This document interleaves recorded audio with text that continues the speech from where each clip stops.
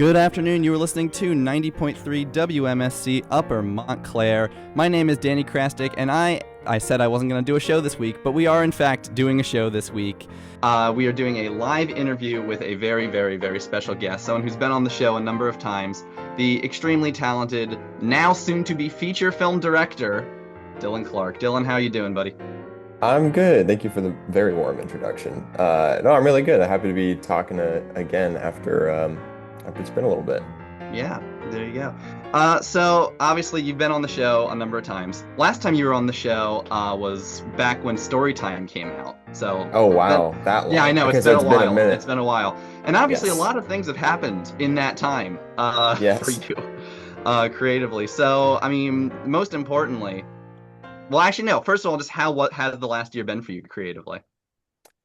It's been really good. I mean, it's interesting because um I feel like there's always ups and downs creatively in a year, but I think this one the ups were higher. So that's been really fun. But I think, some other stuff has been uh more normal for me, like working on some shorts, and that process hasn't changed that much. So it's kind of funny the reflecting against the ups. But yeah, it's been I'm, good. I'm sure, yeah. So some of the big news, obviously. Well, let's just jump into it. The big news is that Portrait of God, which is one of your biggest and most popular shorts, has been picked up as a feature film. You're doing a feature film version of it now. It's Yes. being produced by Universal and Monkey Paw, which is crazy, crazy news. Congratulations again on that. Just phenomenal news. Thank you. What was the process of getting that off the ground, just in terms of broad strokes? Yeah. Well, the broad strokes are also pretty specific because it was a very long journey to get it to this point. But the broad strokes for this year was that we had been working on a script for a while with Ghost House Pictures, which is Sam Raimi's company. And this year in the summer, we finally went out to try to sell it with them. And one of the places we went to was Monkey Paw, because Monkey Paw has a deal with Universal, so there was kind of a pathway there. And Monkey Paw really responded to it, and so we met with them and Universal together, and Universal wanted to buy it after that. Uh, and so now it's a Ghost House and Monkey Paw joint production with Universal as the studio. It was very exciting, but there were a lot of steps along the way. It wasn't like a sudden, overnight change I'm sure, necessarily, yeah. but it was very exciting. Like we said before we even went live today, you've been mentioning that this was a project in the works since I think like the first time that you were on the show, like a long time ago, like almost 2 years ago, Yeah, I think now. Yeah, that yeah, was almost 2 years ago. Jeez. Anyway, it's crazy. yeah, I mean, what was the process of taking a short film and turning it into a feature? It was, you mean creatively or like the process on a, Process of like how do you take like taking a short film that was already already well established at this point as one of like the big you know horror short films of the last however many years, and taking something like that that's so iconic and turning it into something completely different. yeah, I mean, it was definitely difficult. Like at first I had a very micro budget pitch for what I was thinking I would want to do with it. But again, that was with the mindset of doing it fully on my own. If we got some financing, it'd be very little. Um, and so that's what I had when we started working with Ghost House Pictures, who saw the short before it got really any attention online. So we started working on the feature version really early on, Mm. like end of 2022. And and it was difficult to figure out, like the pitch I had was really small and it didn't quite feel like the short, but it did, use the painting, and it just took it in a very different direction and setting and whatnot. And I think that could have been great, but in working with them on it, it was like, okay, well, we do want to like make something that feels like it is an adaptation of the short film specifically, and Mm. is more in reference to the short in that world. The problem, or the not the problem, but the challenge is that you don't want to like stretch thin, do a feature version of the short. You want to make sure that it's warranting that longer runtime. And so it took a little bit to try to find what the balance would be to have something that feels like it is the feature version of the short, but isn't the stretched out feature version of the Mhm. short. Um, and so yeah, it just took some time to find the balance, and I think we have it, but I know there will be some people who are like prefer it in short form, and it'll be interesting to see if how many of those people we win over versus how many of them like really Mhm. want that story to be what it is and left alone. Yeah. Yeah. Well, aside from being a feature adaptation of a already very popular short film, and it's horror, so builds an audience there. This is also the first time that Sam Raimi and Jordan Peele are attached on a project together and have collaborated in any way on anything, which I was already excited for it when I saw the announcement, but seeing that I was like, are you kidding me? Like, what? That's Me insane. too.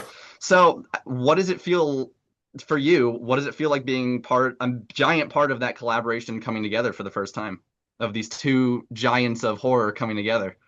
I mean, it's really crazy. It's very surreal. Um, it's it's interesting. I think a lot of people there's a bit of a mystery about like what producers do and what how involved they would be, and like when a story goes out that they're working together, that's like a big deal. But then people are like, what does it actually look like? Um, and that's something I'm still figuring out. But I have a better sense of it, and it's really exciting because I do feel like it has both of their fingerprints on it. And Monkey Paw and Jordan are a more recent collaboration because they came on board after we had this draft that we're working with now.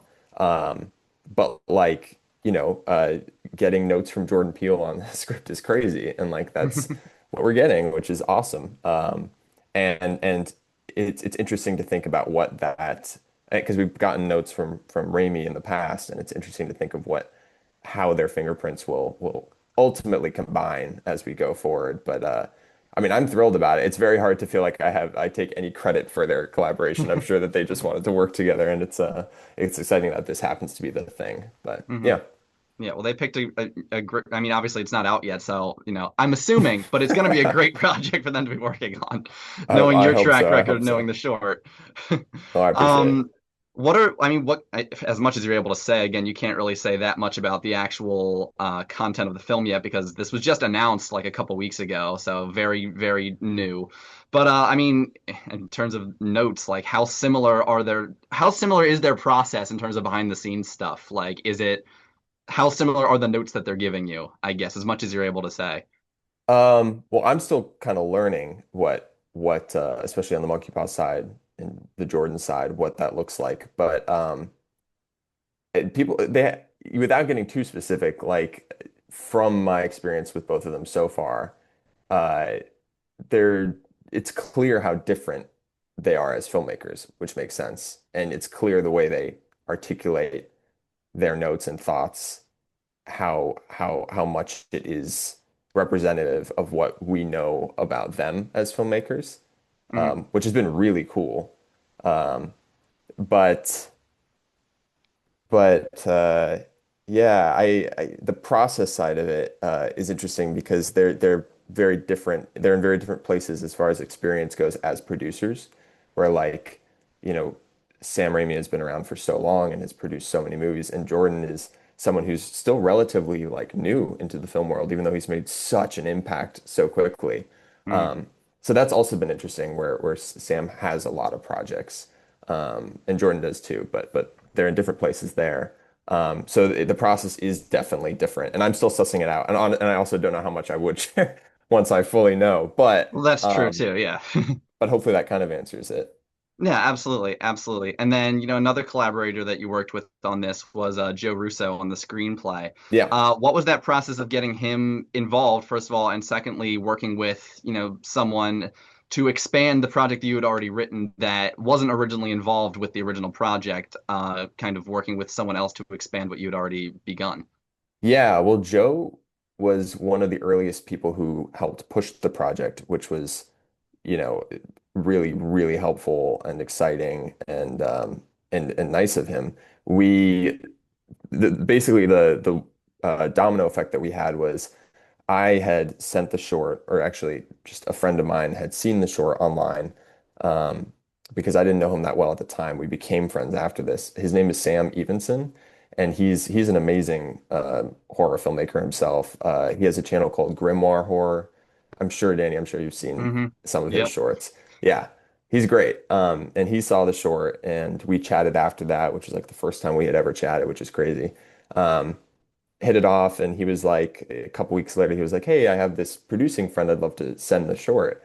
Are you open to that?" So he sent it to Joe, who was the producing friend, and then we all hopped on a call together. And Joe was like, "Hey, I would love to send this out to production companies and see if anyone's interested."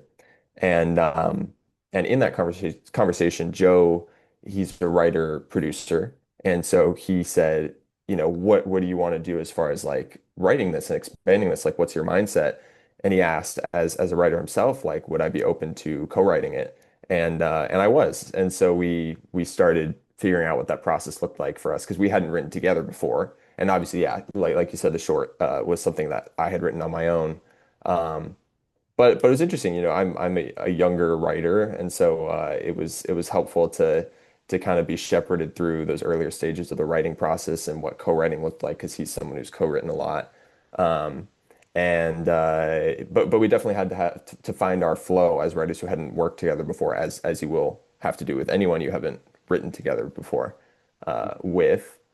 But yeah, yeah. So that was kind of the process, and then he sent it to Ghost House, and they wanted to get on board, and then we were kind of this little bubble for a couple years before sending it out and linking up with Monkey Paw. Mhm. There you go. So let's take a step back from the feature because again, there's only so much about the feature you're able to reveal at this point. Yeah, Because very, very early into the even the announcement of it existing. yeah. Let's talk about the short again real quick. We've discussed this before because we've talked about, this at length because you've been on the show before. But now that the story is of the film is going to be reaching a wider audience, I Hmm. mean, it was already a very popular short, but it's going to be a feature film. It's going to be, in the box office and everything like that. Let's talk about the inspiration for that film for a little bit. What was the inspiration of getting that story done when you originally did the short? Yeah, I mean, like you said, we've talked about it, so this is will be And a this is a repeat for repeat you. question, but yeah. Yeah, yeah, yeah. No, it's all good. It came from a place of just wanting to make something very small with friends at school before going home for the summer. So it truly, the ambition was very, very small at first. And because it was so small and because we were like we shot it at finals week of that year, so it was very last minute. And so I knew exactly kind of the things that we could have access to at that point, that we could utilize, and kind of designed the film around those things, like this classroom we had, and this a buddy of mine who Sydney, who's the actress in the film, knowing that she would be in it, uh, and looking at like that classroom we had and seeing like, okay, it has a projector, it has these dark curtains, like kind of taking those ingredients and reverse engineering. Uh, that's where it really started, and then the religious side of it came in after that, on top of everything. Um, I think partly because like I was in religious studies classes, and it's also just something I love, religious horror, and like, surface level reasons that I naturally wanted to do it. But we had been talking a lot, and I can't remember if we talked about this before, but this is something that I kind of have been remembering more recently. We were talking about, I was in a Islam studies class, and we were talking about how it's forbidden to paint the prophet and God. And that was something that was very recent, as far as something that I was learning about. And so that definitely seeped into the inspiration for the painting and why there could be a repercussion. And then that Bible quote, of course, coming in. And so it's kind of a hodgepodge of all these things coming together to create this very, very small short. And then the feature aspirations kicked in after that, realizing that it happened to be something that could be expanded in some way, but it wasn't designed to be that way, which is kind of, in my opinion, optimal because then the short can feel like it's a short and it's a complete thing as Mhm. opposed to a teaser for a feature. So yeah. hmm And I feel like I might have asked this before, but I'm just going to ask it again anyway. Obviously, you've had a number of very successful short films at this point. Portrait of God just only being the most successful one, but all of your films have done very, very well. Are you at all surprised that Portrait of God is like the one that blew up the most out of all of them? Um, no, not really. Just because I can't tell if that sounds cocky or something, but it comes from a place of like I when I was putting together the short and we had the hook, right? Like once we had the painting and the idea of difference of perspective and seeing it, it's such a I realized how interactive that is. Like it's very hooky, which people love. They love like a very simple elevator pitch kind of hook thing. Um, and it also is very interactive for the audience. And I think that those two things are really, really effective as far as getting people into it, especially online. Like I think of like analog horror and stuff that's really popular on YouTube, and a lot of it is kind of has a almost interactive quality to it, like where there's like an investigation that it's inviting people to participate in. And so it was checking some boxes that other shorts I've done and have done since haven't checked. And it's hard to design something to check those boxes. So with that one, kind of realizing it happened to check them, I knew that it could click. So I wasn't that surprised. I mean, I'm always surprised if something is like doing well, but I did think that it had things to enable that other shorts I have don't. So from that perspective, I wasn't as surprised. Gotcha, gotcha. So to zoom a little bit further back, just from the Portrait of God short and going through all of your shorts, are there any huge lessons other than just, how to make a film, obviously? Were there any huge specific lessons from making any of your short films that you're taking with you into the future to be like, this is something that I did, this is how I'm going to do it differently, or alternatively, this is something that we did that's a little unorthodox that really worked that we're now going to take into the feature world? That's a really good question. I think let's see if I have a good answer for it. I think that there are a lot of like when writing a feature, because you have, well, it depends, but in this case, because I knew we had a little bit more money and a lot more resources than I've had in doing these really micro budget short films. Um, it's an interesting balance to try to figure out how you're designing the scenes. Where like, am I designing a scene that like I'm not sure if I can pull it off, but like I have the people and means to do it, so like I should be able to, and I'll just kind of write whatever. Or am I writing a scene that like I think I could do this at a micro budget on my own and I could nail it and we'll just make it really good because we have the resources to like make it look way better than I would have done it.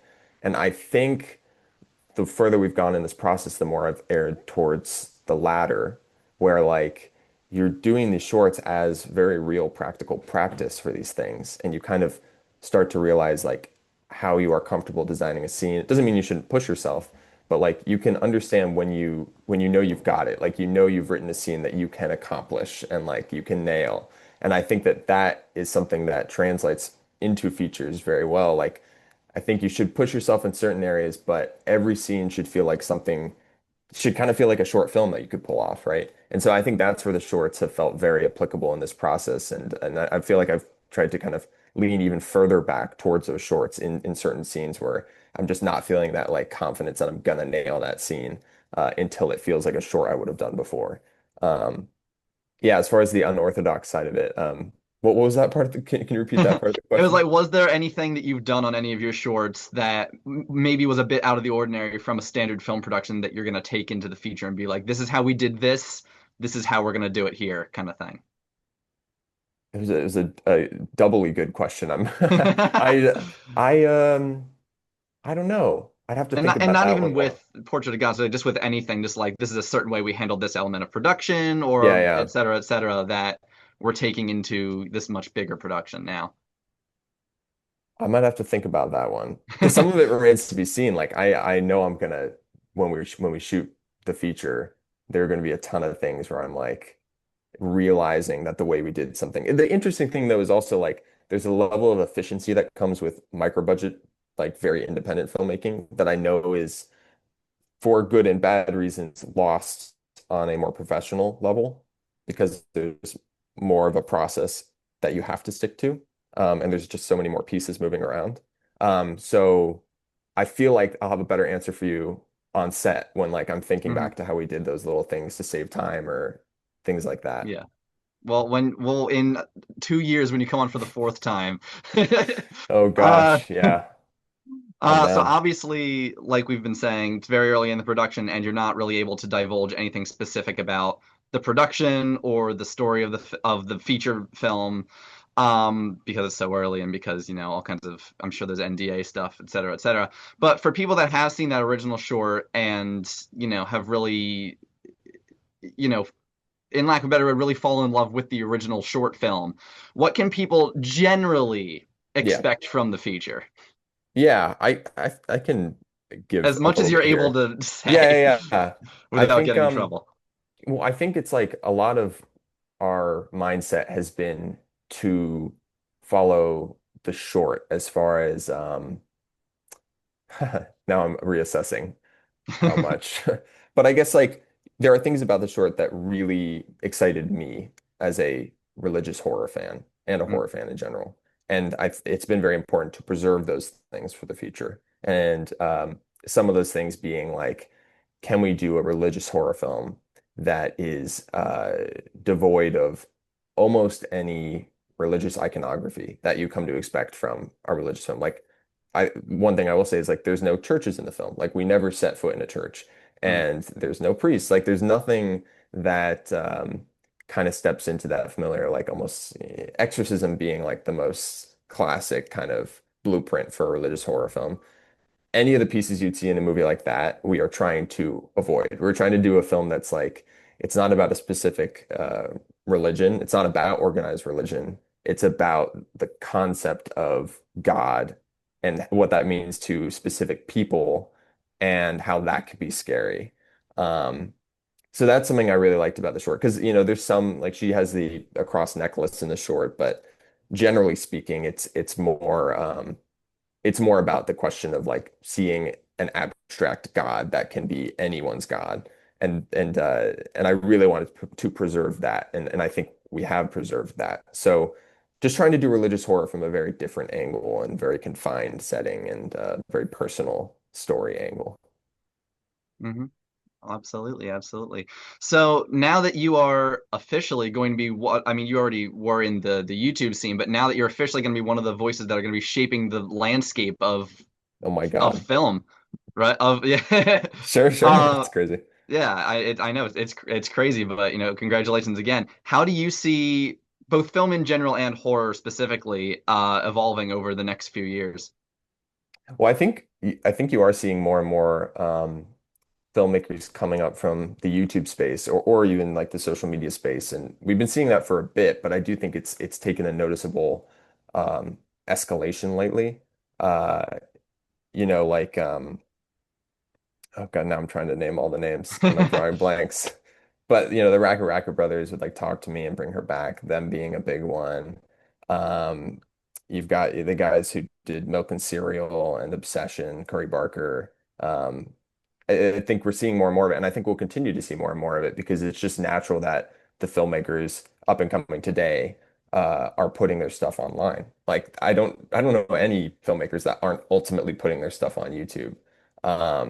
And so it's exciting to see studios and the gatekeepers take those people seriously as they've had more and more successes and that subsequently opens more and more doors and so so that's been really exciting. I think it's also interesting to see that the way that horror made for YouTube, and I mean that in a positive way, but like made directly for that audience, um, to see the ways that that kind of horror is starting to seep into more mainstream horror. Like I think of Skinamarink or something like that, which has been embraced by Yeah, the horror Skinnamarink. community. Yeah, hell yeah, Skinamarink.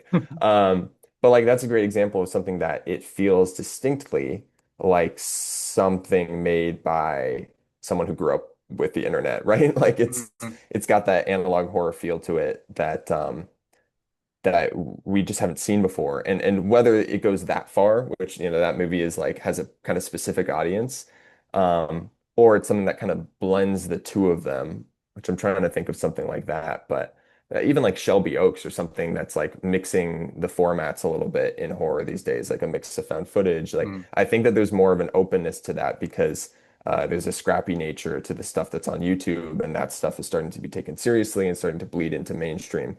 So yeah, all of those things are very exciting. hmm Yeah. So we are now at the end of 2025, basically. Halfway point of the decade. I just realized that's kind of crazy. That Halfway is done the crazy. 2020s. Jeez. Oy, I feel old. Anyway, that wasn't my question. My question is, going into 2026, as much as you're able to share, what are the next steps for you? For me in general or for the feature? I mean, for you in general, but specifically with the feature, but if there's other things that you're working on, Yeah. whatever you would like to share or Well, are it's able to funny. share. Yeah. There is a short film that I think I've talked about every time we've talked. It's just been endless. But we're so close to finishing it. I mean, Hmm we've already been sending out to fest, but like there's like little tweaks I want to make. So that will hopefully be something that I will put on YouTube at the beginning of next year. Um, and then for the feature, we are now we're with Universal and Monkey Paw, so we're going to be working with them to make sure it's the movie that they want to make as well. Getting their notes on it and things like that. That's kind of the place we're at this point with that. And then hopefully we'll make it next year. Uh, and then I'm always like trying to write and think of other things in the event that something doesn't happen or in the event that it's the thing that happens after. Um, so yeah, without without being too specific, that's kind of where I'm at in this process and with other projects as well. Yeah. Yeah, I think with that other short, I remember when the first time you were on, we talked about it was after Remains came out, and you were like, yeah, I'm working on two short films right now. Yes, And one of then them we was talked about that. story time, and I was like, was this one of them? And like, yeah, the other one's coming out later this year. And here we are almost 2 years later.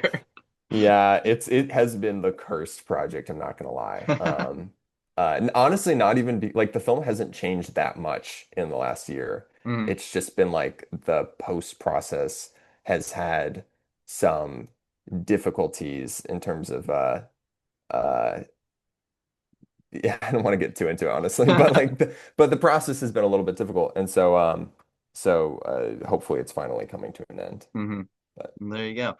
And then, to hit you with a two-part question here at the end here is, you know, if you could look back at yourself in the past and give yourself one piece of advice from where you are now, what would it be? And also just general advice for people, people in, my shoes, people in the shoes of the people that are listening in, the kind of the area that you were in, years ago in the, the trying to break in crowd. What kind of advice do you have?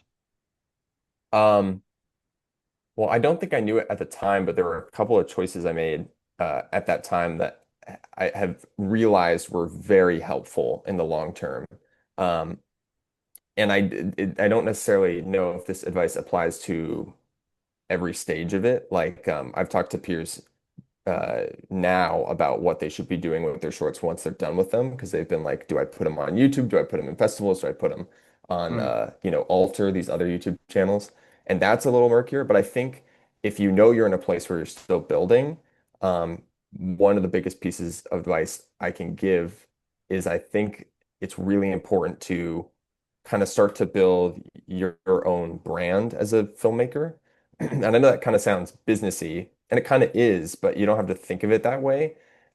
I knew I like made a conscious choice pretty early on to make my YouTube channel like just my name, make it very clear that the films are tethered to me so that because I saw a lot of people putting their shorts on like Crypt TV, these horror streaming channels basically. And mm, getting a little lost in the sauce where like people were seeing it, but they didn't really know like who the filmmaker was. And I think as a filmmaker, it's very important that people identify your work with you and you with your work. And so I would say like if you can start to kind of build that presence for yourself on YouTube or TikTok or wherever you think you're going to find the most amount of success, do that and like make that brand for yourself and it might take some time to build up and that's kind of the risk because you're not immediately going to have an audience. But if you can build that audience attached to your quote unquote brand, then you have that audience. Like that's your audience as opposed to when you go to a film festival, like you have the audience sitting there in the theater for that one screening. It's like it's a very different kind of audience and it's very helpful as far as continuing to get your work seen and continuing to get to meet people that are going to help you get to that next step. So that's the biggest thing I can say as far as approach to getting your work out there. There's so many other things that I could, uh, you know, articulate better about like what kinds of projects to make. And there's so many things along the way that are difficult and I would have given myself advice for. But that's probably the biggest thing, singular thing I would say. Yeah, absolutely. And then final question for you, since it's December, we're in the holiday season. Would you ever do a holiday horror movie? Can we ever see like a Dylan Clark Krampus movie? Oh my God. I love Krampus. Yeah, I mean I think it would be fun. I love the feel of those movies. I do think that there's a tone about a holiday horror film that isn't necessarily what I gravitate towards as a filmmaker. Like there's kind of a tongue-in-cheek nature to that, which I love as a viewer, but I don't know if it's like naturally what I am inclined to make.